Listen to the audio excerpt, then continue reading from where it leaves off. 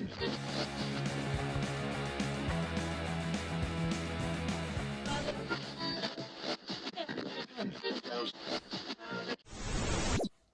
I'm Amy, thank you for tuning in. This is my August TBR video, and I do recognise that it's probably almost going to be the end of August by the time this video goes up. In my defence, the summer holidays have happened which have been absolutely brilliant, but just childcare plus no time for reading, no time for doing anything else. And also I've been really busy with writing, with edits. So exciting projects, some of which are for clients, so you'll never see them because they're sort of freelance writing. And some of them are actually my own work that I will be able to hopefully talk to you about soon in the future. So this is my pile of books. I probably won't read all of these. I've already started reading a couple of them and really enjoying them, but likely life is going to keep lifing at the moment and not let me read them. But this is my intention. These are the books I'm going to choose from. I'll start by talking about Mayfly. I'm going to put it up on the screen. I took it on holiday with me and we just got back and it's all packed, so I will talk to you about it and then you'll be able to see the cover when I pop it up. Basically, Mayfly is about a girl who works at Disneyland in LA, although it's not called Disneyland, and she is an ice princess who's not called Elsa. So I love that. I love the fact that you delve into because I've just started reading this. I love the fact that you get a bit of behind the scenes in Disney, but it's described as being American Psycho with a female protagonist, so I'm really excited to see how that will turn out. There is an eyeball in the front of the book that I'm quite concerned about, so I feel like somebody may be losing an eye at some point. I've heard that it's quite dark in terms of the sexual content and the violence, so if you're considering reading it, please bear that in mind, and I'll let you know how I get on with it when I wrap it up. Next, I've been wanting to read some Stephen King and I've just keep not picking them up. They're so long and I know that I don't have loads of reading time at the moment. But I figured that if it bleeds, I'm just checking how many. So this has got several shorter like novellas in it. So it's got 5 novellas, including a novella of Holly Gibney's. I don't know why I completely forgot her name then, from the Mr. Mercedes trilogy. And I really like Holly as a character, so I'm excited to see what this is like. I figure that 4 novellas will be quite digestible, and if it takes me a couple of months to read in between other things, I can read a novella, put it down for a little bit and pick it up. Next, another book that I ended up bookless in York and picked this up, so I read a couple of chapters of it and then I've just not had a chance to pick it up again since I was there. But I love Kate Weston's style of writing. I love her humour, the way she writes characters.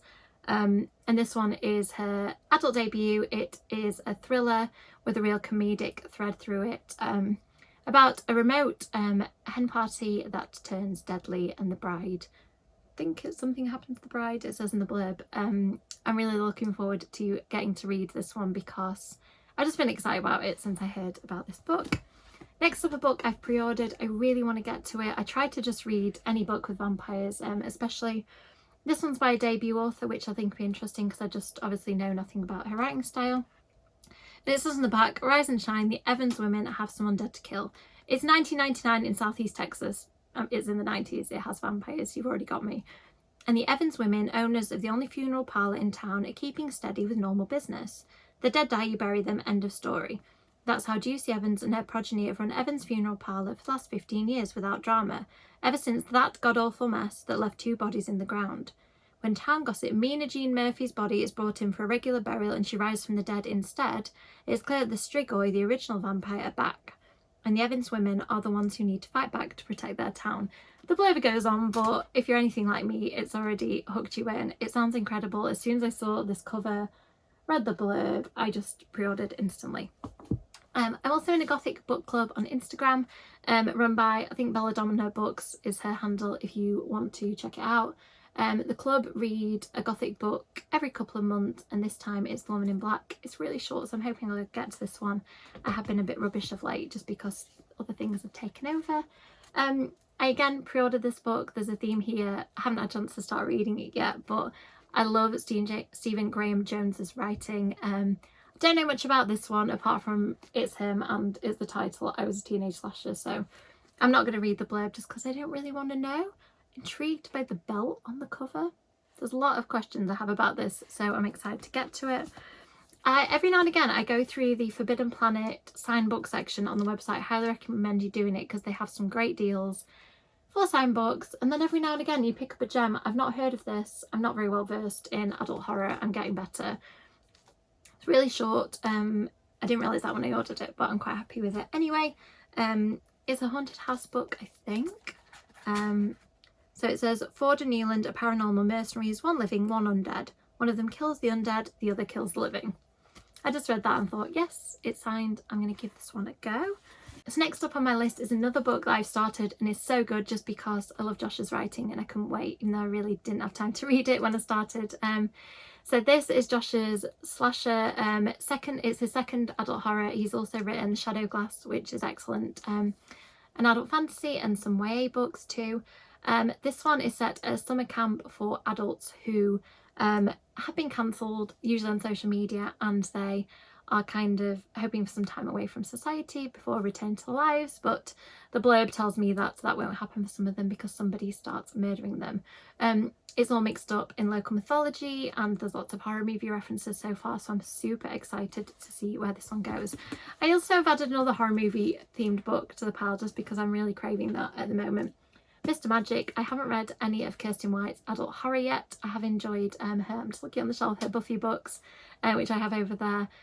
So I'm looking forward to seeing what this one is like. Seem to think this is about so a tragic accident shut down the production of a classic kids TV show and the 5 surviving cast members have tried to move on, but so the people who are in it have never really felt that same experience as when they were in the show. But there's no evidence of the show, just memories that the characters have left. Then they're brought back together at the remote filming compound where it feels like their past has been waiting for them all this time. So I've kind of just paraphrased that because it's quite a long blurb, but it sounds really interesting. I hope I get to it soon. It's not looking promising with how August is shaping up and I'm only just recording this video, but I remain optimistic, particularly from September. I should have a little more reading time. So thank you for bearing with me while I've been quiet. As always, likes and subscribes appreciated. If you want to let me know in the comments of which of these books I should prioritise because I clearly don't have time to read them all.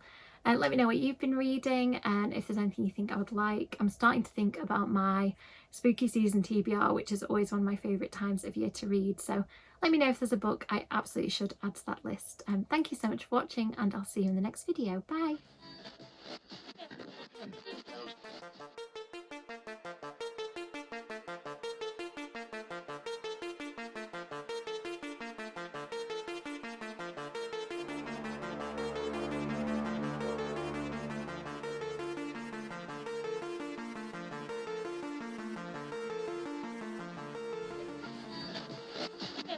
Undead.